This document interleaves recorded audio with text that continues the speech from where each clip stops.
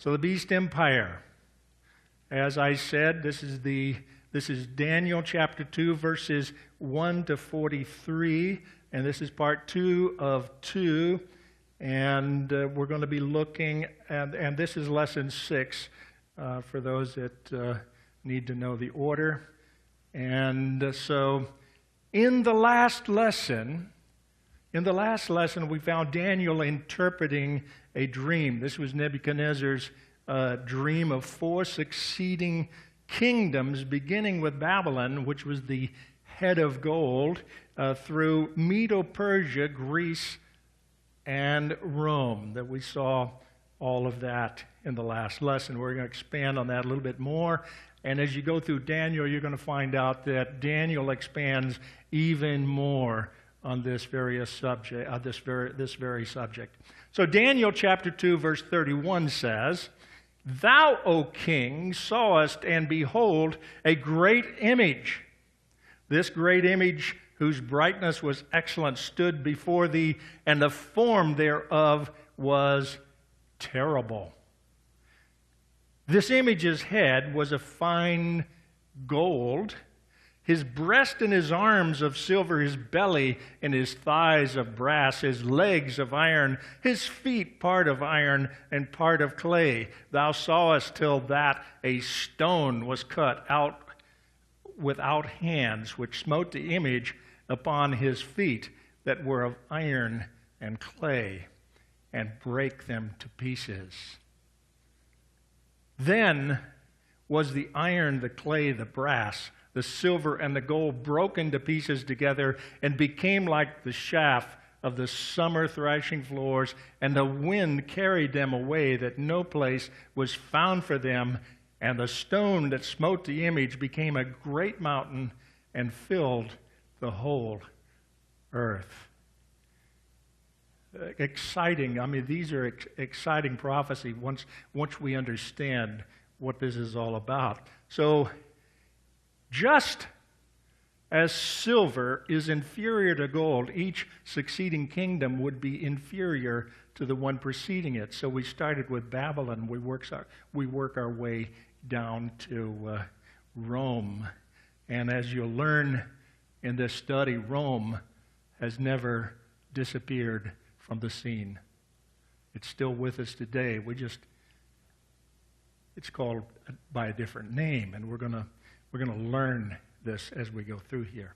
Now, Daniel interprets the dream, and he goes on to say in Daniel 2, verse 36, "This is the dream, and we will tell the interpretation thereof before the king. Thou, O king, art a king of kings, for the God of heaven hath given thee a kingdom, power, and strength, and glory.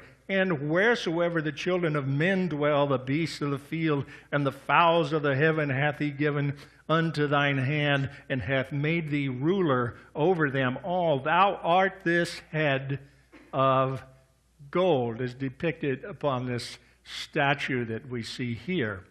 And of course, gold is the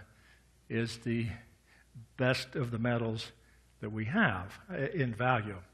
"So after thee shall arise another kingdom inferior to thee, which is silver, and another third kingdom of brass, which shall bear rule over all the earth." So Daniel is telling the king that his kingdom will not last forever, but there's going to be succeeding kingdoms in the world. And this is a theme that we see going through all the prophecies of the Bible, particularly when we get into the book of Revelation. You're going to see that, because I'm going to bring out Revelation today in this study. "The fourth kingdom shall be strong as iron," verse 40, "for as much as iron breaketh in pieces and subdueth all things, and as iron that breaketh all these, shall it break in pieces and bruise. And whereas thou sawest the feet and toes, part of potter's clay and part of iron, the kingdom shall be divided, but there shall be in it of the strength of the iron, for as much as thou sawest the iron mixed with miry clay. And as the toes of the feet were part of iron and part of clay, so the kingdoms shall be partly strong and partly broken. And whereas thou sawest iron mixed with miry clay, they shall mingle themselves with the seed of men, but they shall not cleave one to another, even as iron is not mixed with clay. Now these four empires are shown with the two aspects of Daniel chapter 2 and 7, first as a statue of degrading metals, then as follows. So we're going to look at two aspects as presented by Daniel. Now we haven't got into Daniel chapter 7 yet, but we're going to skip ahead into Daniel chapter 7 and look at part of it, but we will not elaborate so much on it until we actually get into chapter 7.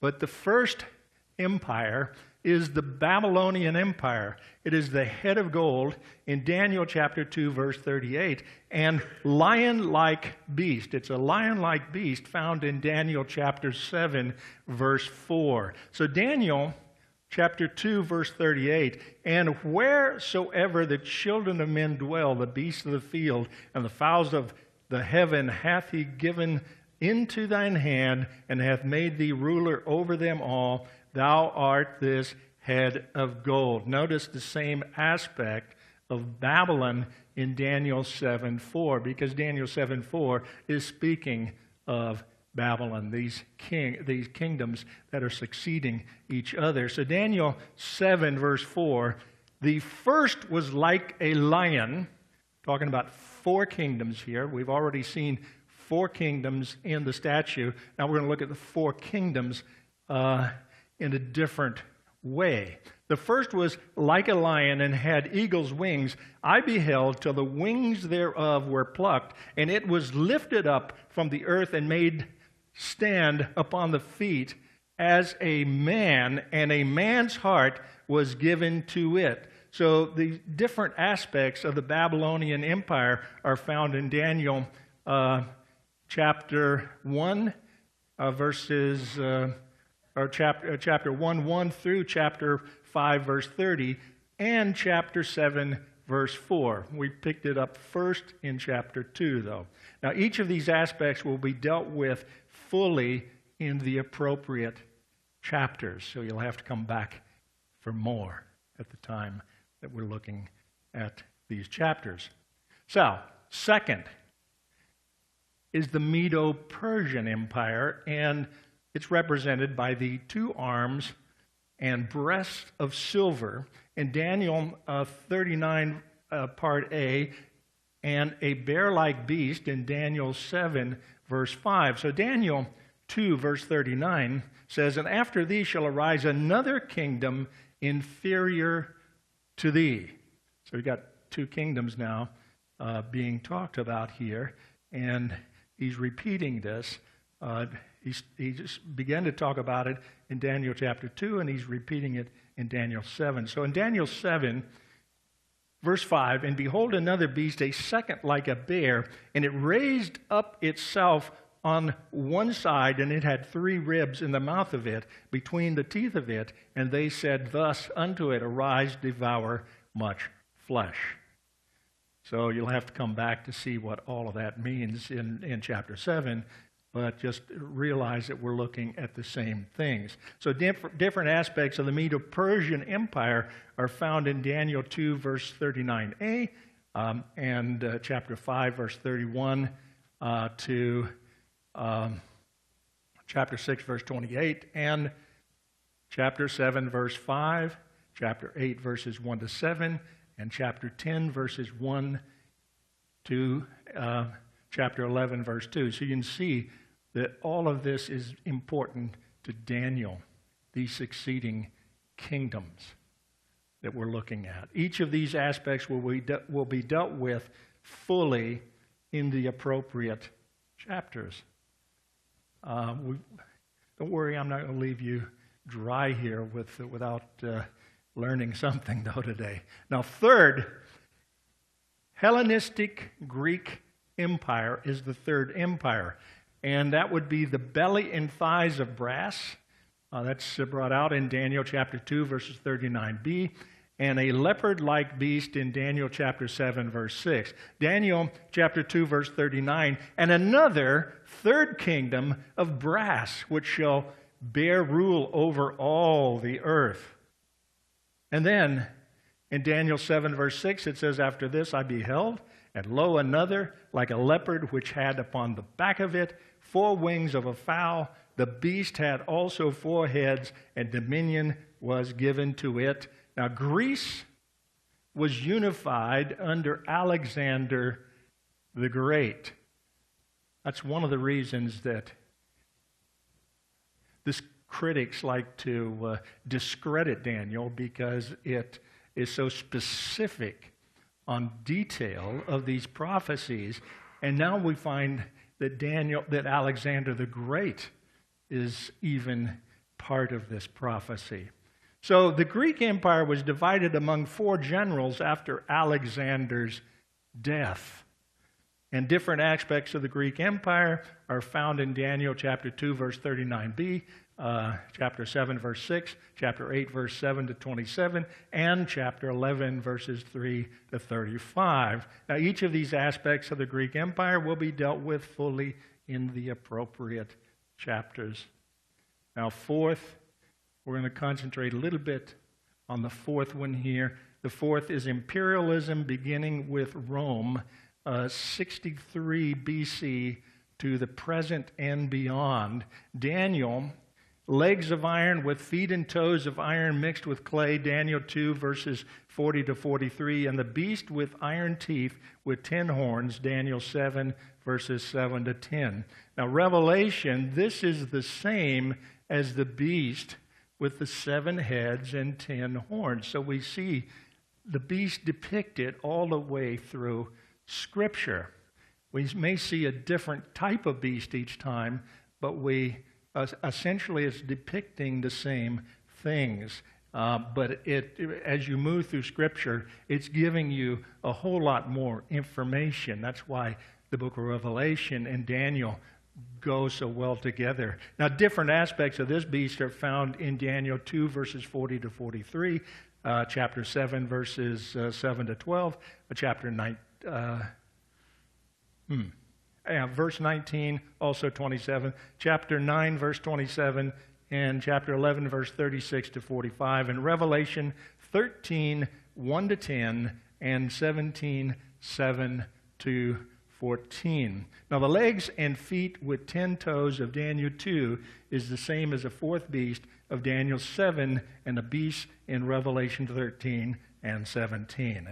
And like I said, if I gave you all the information now, I'd have nothing to teach you in Daniel chapter 7, right? So, these kingdoms were united under Rome, the first imperialistic government. Rome set up its own Roman rulers in its occupied lands. The example was that Pilate was a ruler there in Palestine there. And in contrast, the previous 3 kingdoms had established rulers from among the conquered people. So we have the Medo-Persian, the Babylonian, and the Greek, and they moved in, they set up their rulers among the people and moved on. And these people were puppets or vassals of the particular kingdom. But Rome was different in that they moved their own people into place.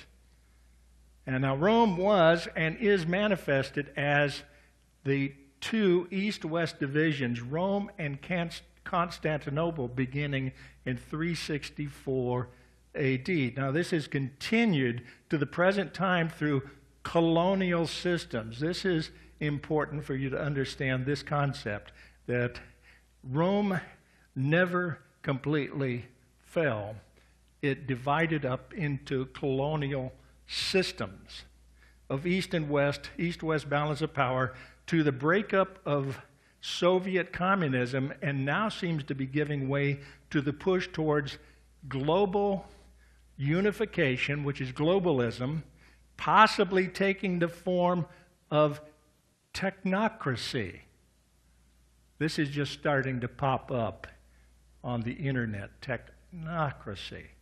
And this is adherence to Agenda 21 now emerging.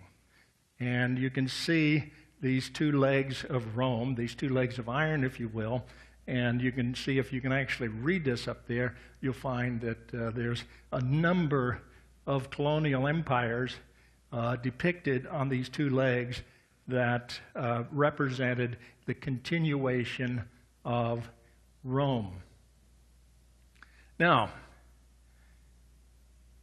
the Beast Empire has a one-world government stage being implemented today by the push for global economies and regionalization, which is the EU, European Union, NAFTA, North American Free Trade Agreement, CAFTA, which is Central American Free Trade Agreement, United Nations, IMF, World Bank, World Court, public-private partnerships.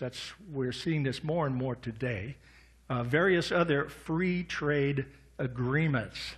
This is nothing more than setting up world government. Okay? So this one world system will eventually split into 10 divisions, and I believe it already has, the 10 toes, possibly already being accomplished through regionalization as proposed by the Club of Rome in 1973 and is being implemented today. I believe this map represents better than some that I've seen the actual condition of the world that we see today. And I believe the setting up of the North American Union, while is in progress, is not yet fully implemented, but we're seeing that as we go along. Now, there's that map again. I think it's a little bit better to take a look at. You'll see that you can see the European Union is Europe in that dark blue, and the North American Union, I believe, will be that lighter blue color. The African Union is already in place, which is a very light blue color. And you have various others. South American, which is Mercosur. That's already in place. But anyway, as you move along, and you'll see that these are 10 regions. These are purposely set up for making the world one. In defiance, I might add, to God's dividing us into nations, Genesis chapter 10. The UN divides the world into 10 regional groupings. Agenda 21, Sustainable Development.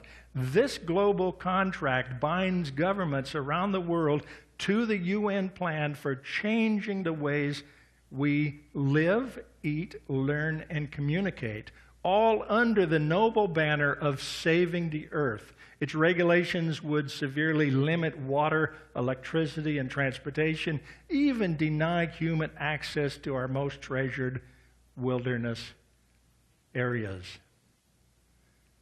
If implemented, it would manage and monitor all lands and people. No one would be free from the watchful eye of the new global tracking and information system. According to Barrett Jose, Local Agenda 21, the UN plan for your community. I believe this is what is taking place today, and there will be, I believe that they will implement this by faking shortages and other things that will gradually wean you off of the things that you're accustomed to. Now, in the following map, and we're looking at Agenda 21 now. In the following map, you have unrestricted use of the zones in green if you can find them. Agenda 21 and technocracy plans to move you into working areas and take you out of the rural areas and let the rural areas go back to its pristine condition. But they're going to not deny you access to these. So more and more they're taking these things away from you. What is indicated in red is actually, I believe these are. I can't see my thing. If you can see it up there, it's actually over there. Other words, the red part is little or no human use at all. And you'll find that Nevada, in particular, is federal land for the most part. So, all right. So the 10-division stage, the world will organize into 10 kingdoms, the 10 toes, regionalization, EU, NAFTA, etc., that will change to 11 with the rise of the little horn, the Antichrist, Daniel 7, verse 8. Then it will be reduced to 7 when Antichrist removes 3 kings, after which he becomes the 8th. Daniel 7, verse 24, 25, Revelation 13, 11. We will address this point again. The Antichrist stage, absolute imperialism. At this point, the Antichrist is firmly in control as the world ruler, ruling all 10 divisions. But this rule will only last until the system is completely destroyed by Jesus Christ at the second coming, at which time the fourth empire will end or to be replaced by the Messianic millennial kingdom. And next week, I'm going to talk about this millennial kingdom for your benefit, so you can understand more deeply what we're talking about here, because there is a kingdom that is coming that will be set up by Jesus Christ, and we need to understand that as we go through. So, eventually Rome, 160 BC to 500 AD, sprang on the scene, represented by the legs of iron. Rome, in due course, was divided into 2 parts, the Western and Eastern division, with centers in Rome and Constantinople. These 2 parts represent the East-West balance of power that has existed since 364 AD, when Emperor Valentinian I divided the Roman Empire into an East and West division, and from then on, we have been divided as such. Despite its fall, Rome has continued to the present day in the East-West balance of power. Notice the colonial empires in the legs into which Rome split. It's important for you to understand that concept, that Rome is still with us today. Now, Rome began to deteriorate and crumbled into strong and weak factions, eventually being divided up into separate empires, but maintaining the Roman identity. Various ones of these were prominent, such as the British, Belgium, German, French, Portuguese, Dutch, Spanish, Russian, Grecian, Byzantine, and Italian colonial empires. They moved into and created colonies wherever they moved, whatever land that they came into contact with. They created colonies, and they worked the land pretty much to death as they took the produce out of the land wherever they happened to light. All of these were of the old Roman Empire, and I think of when we're talking about the moving into the colonial systems, we're talking even to the colonial systems that was set up before the United States was founded on this continent, in our own land, by England and others. Now, Rome continued to rule the world through the European colonial system until 1945, when the system was broken up by agreement at Yalta between Roosevelt and Stalin. It was now if you remember, if you're old enough to remember, you remember the colonial system started to disappear about this time, after World War II. And so this was all in agreement at Yalta between Roosevelt and Stalin. It was the European colonial system that produced most of the wars during the last 1,000 years, as prophesied by Daniel, that the legs of iron would jostle and bruise. Today we see most of these represented in the European Union. Rome has never disappeared. We're talking about the colonial empire, the countries that founded those colonies. And so it was always within the Roman Empire, and they just sent colonies out to other parts of the world. So Rome has never disappeared. The German leader became the Kaiser, and the Russian leader became the Tsar. Both Kaiser and Tsar are derived from the Roman Caesar. The legs of iron depicted Rome's great strength. These legs took up half the height of the image, indicating that the Roman Empire would outlast all the others. The Babylonian Empire lasted about 70 years, the Persian about 200 years, the Greek about 180 years, and the Roman about 500 years. Rome, in a disunited state, has survived to the present time, only waiting to be united once more. And I believe they are eagerly putting this together as we speak. Now, the 10 toes of iron and clay indicate that the final stage before the return of Christ to set up his kingdom would be a mixture of strong and weak nations, a revived Roman Empire in these last days. Many have attempted to revive Rome, such as Napoleon and Hitler, but all have failed. After World War II, the nations set up the United Nations to unite mankind under a banner of world government. How has that worked for you so far? Huh? Today's emphasis is focusing on establishing power in this body to lead the world. Europe has formed its alliances with the various European nations under the European Union. The United States is entering into agreements of cooperation through treaties like NAFTA and CAFTA to form open borders in this hemisphere similar to the European Union, thus creating a North American Union, or NAU. And think for a moment, what's the purpose of the open borders? Consolidation of Asian countries will complete the third leg of the goal of the Trilateral Commission, which is an organization founded by David Rockefeller, Zbigniew Brzezinski. Jimmy Carter was a big part of the Trilateral Commission as well. So anyway, the consolidation of Asian countries we've had the consolidation of Europe. We're now having consolidation of the United States. I believe that is in progress as we speak, and the consolidation of other parts of the world. But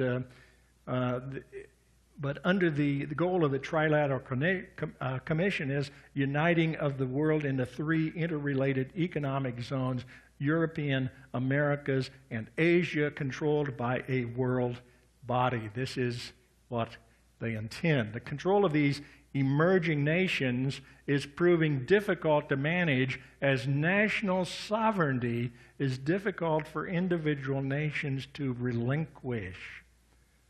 Now, what they need to do is to devise a scheme where you're willing to give up liberty or freedom for something else, for protection, if you will. And I think they're accomplishing that. And there is David Rockefeller's Trilateral Commission is completing their goals of world domination, watched the development of the Trans-Pacific Partnership, TTP, with ASEAN and ACFTA, which is China.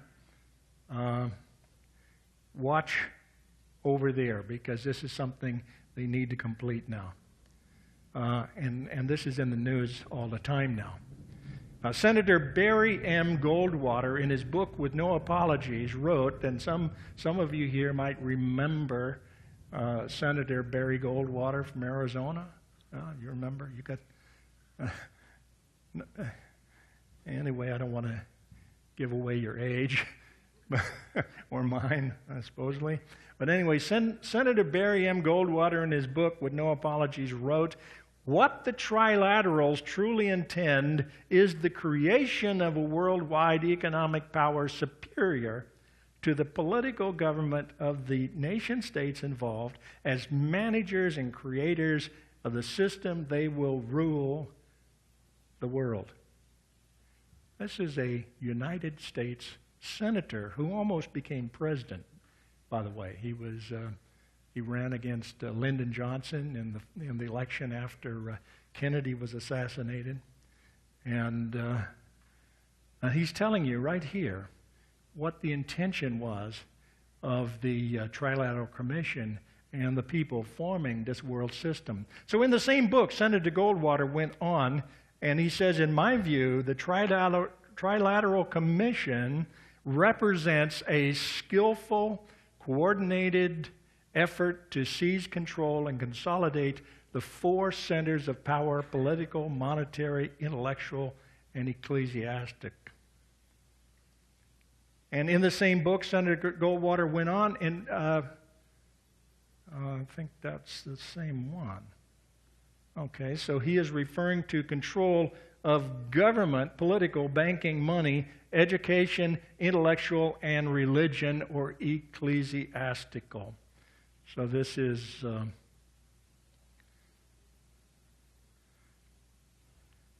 what they are doing. They're getting control of it.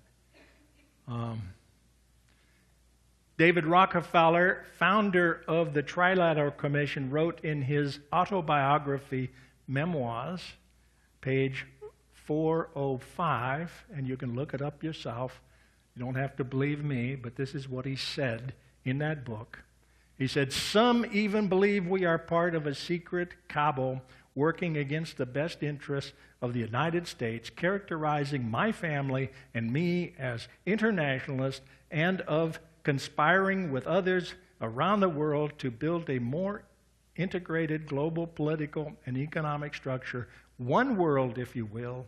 If that's the charge, I stand guilty, and I am proud of it."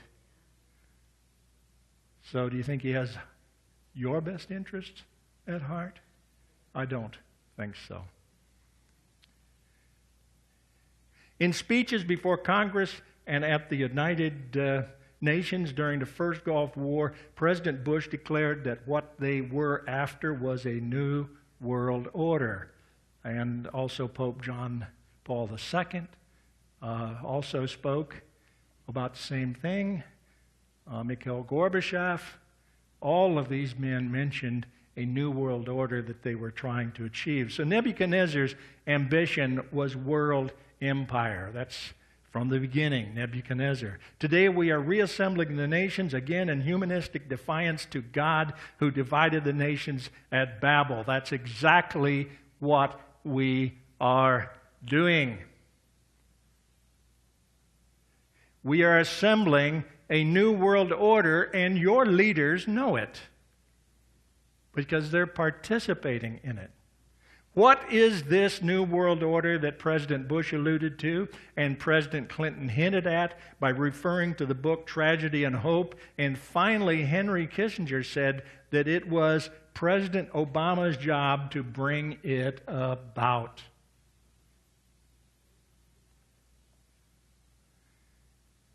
What is this new world order? First, the world political system is unifying through the United Nations and regionalization, or one world government. Second, the United Nations and the leaders of the various religions are attempting to unify the major religions of the world, one world religion. This appears to be a goal of Pastor Rick Warren and his purpose-driven church. Remember, Pastor Rick Warren is a member of David Rockefeller that founded Council on Foreign Relations. And you can look that up. I'm not lying. You can look that up on the internet, go to Council on Foreign Relations, and look for their membership list, and you will find him listed on it. Third, the world's money powers are attempting to remake the world's economic systems, global economy or globalization.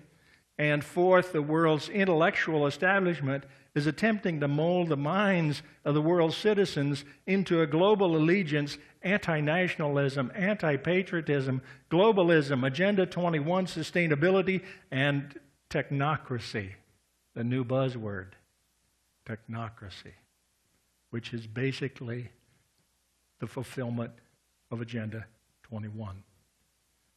Together, these are termed the New World Order. The idea of New World Order is not new. William Jefferson Clinton, in accepting the nomination of the Democratic Party for President of the United States, made reference to his mentor while he was at Georgetown University, Carroll Quigley, and Professor Quigley's book, Tragedy and Hope. Now, the only reason that someone would mention this book is if they understood the secret underpinnings of what's taking place in the creation of this world system. Tragedy and Hope is a history of the world that describes a secret organization of influential men and groups so arranged with an inner and outer circle. Professor Quigley related that he had studied and had been permitted to examine the records of this secret organization and generally agreed with their goals. Now, it is significant that Bill Clinton mentioned this book since it essentially describes the setting up of roundtable groups throughout the world as advocated by Cecil Rhodes to federate the English-speaking peoples and to bring all the habitable portions of the world under their control. One such roundtable is the Council on Foreign Relations here in the United States.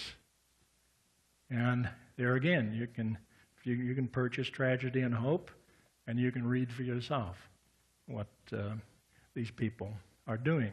And don't forget, he was a well-respected Georgetown University professor, a place where Bill Clinton had attended, and Quigley was his mentor. According to Quigley, this was the purpose for which Cecil Rhodes established the Rhodes Scholarships at Oxford. William Jefferson Clinton was a Rhodes Scholar. Quigley wrote that, now this is Quigley, he says, the powers of financial capitalism had another far-reaching aim, nothing less than to create a world system of financial control in private hands, able to dominate the political system of each country and the economy of the world as a whole. This system was to be controlled in a feudalist fashion by the central banks of the world, acting in concert by secret agreements arrived at in frequent private meetings and conferences. Now, have you noticed that we have secret meetings in different parts of the world, and you and I are not invited to these, by the way. G7, G8, whatever, and what comes out of them, who knows? But they have them, and they decide what is going to take place in different parts of the world. And this is what Carroll Quigley, William Jefferson Clinton's professor, wrote in this book. There's many more things that he wrote in the book, but that's an example. Now, Tragedy and Hope, originally published by the Macmillan Company in 1996, was suppressed shortly after release. I wonder why. Because he was spilling the beans a little bit too early. And finally, in the 1990s, sometime after being mentioned by Bill Clinton, the book has been reprinted. By the time it reached Bill Clinton, pretty much was too late to stop what they intended to do. So they can let you know. The beasts of Revelation 12, 13, and 17. The times of the Gentiles ends with the second coming of Christ. Then the Messianic kingdom, the 1,000-year rule of Christ, is established. We will now briefly look at the progression of these Gentile empires with the beasts of Revelation 12, 13, and 17. Revelation 12, verse 3, and there appeared another wonder in heaven, and behold, a great red dragon having 7 heads and 10 horns and 7 crowns upon his heads. Revelation 13:1, and I stood upon the sand of the sea and saw a beast rise up out of the sea, having 7 heads and 10 horns, and upon his horns 10 crowns, upon his heads his name of blasphemy. And verse 2, and the beast which I saw was like unto a leopard, and his feet were as the feet of a bear, and his mouth as the mouth of a lion, and the dragon gave him his power and his seat and great authority. Revelation chapter 17, verse 3, so he carried me away in the spirit into the wilderness, and I saw a woman sit upon a scarlet-colored beast full of names of blasphemy, having 7 heads and 10 horns. And verse 7, and the angel said unto me, wherefore didst thou marvel? I will tell thee the mystery of the woman and of the beast that carrieth her, which hath the 7 heads and 10 horns. And verse 10, and there are 7 kings, 5 are fallen, and one is, and the other is not yet come. And when he cometh, he must continue a short space. And verse 11, on the beast that was and is not, even he is the 8th, and is of the 7, and goeth into perdition. Now this beast is more fully described in Revelation than in Daniel.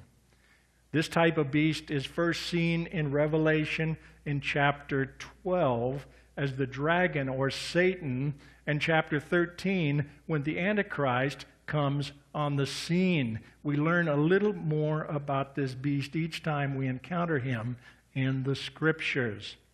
The beast is the system. The beast is the system from which the Antichrist emerges. The beast is further interpreted in Revelation 17, where it is destroyed as an imperial system. This beast is representative of the 4th empire of Daniel 2 and is also representative of the Antichrist. So it's a system, but it's more than a system. Do you see what I mean? The beast is a system. The woman that rides the beast in Revelation 17 is sitting upon the system. Okay? And you'll find out more about that beast a little bit later on. So the 10 horns represent kings, of whom the Antichrist becomes the 11th. Then he removes 3, leaving 7, and then he becomes the 8th. Daniel 7, verse 24, 25, and Revelation 13, verse 11. We now need to describe the 7 heads of this beast. There are 2 views or opinions regarding the interpretation of these heads, and both interpretations involve Rome. So the first view is there are 7 steps to Roman imperialism. The first head, the Tarquin kings, 753 to 510.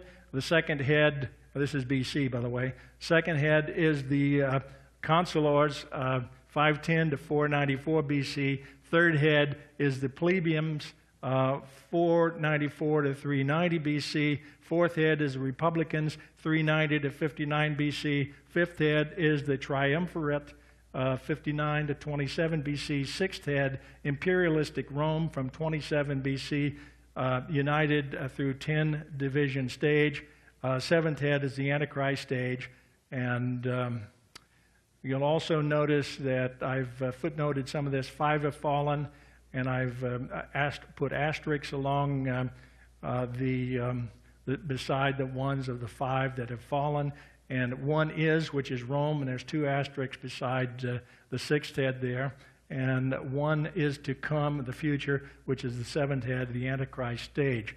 Now, I prefer the simpler system, which is the second view of seven world empires. Egypt is the first head, Assyria the second head, Babylon the third head, Medo-Persia the fourth head, Greece the fifth head, and Rome the sixth head. And you're free to choose whichever system you'd like to choose, but the five have already fallen.